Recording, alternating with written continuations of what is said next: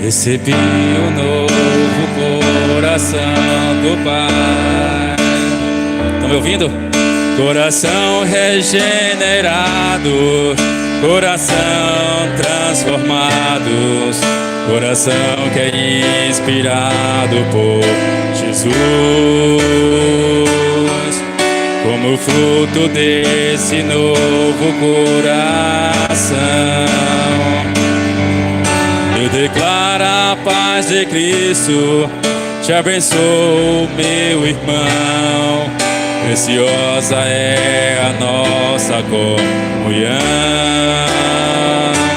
Somos corpos e assim bem ajustados, totalmente ligados, unidos, vivendo em amor, uma família sem qualquer falsidade, vivendo a verdade, expressando a glória do Senhor, uma família vivendo o compromisso do grande amor de Cristo.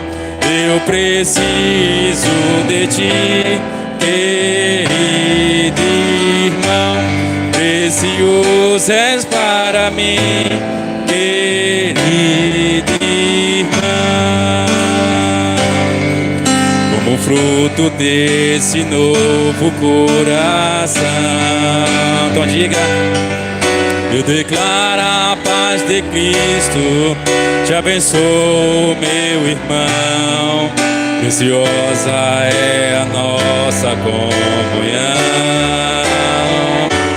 Somos corpos e assim bem ajustados, totalmente ligados, unidos, vivendo em amor, uma família sem qualquer falsidade, vivendo a verdade, expressando a glória do Senhor, uma família vivendo o compromisso do grande amor de Cristo.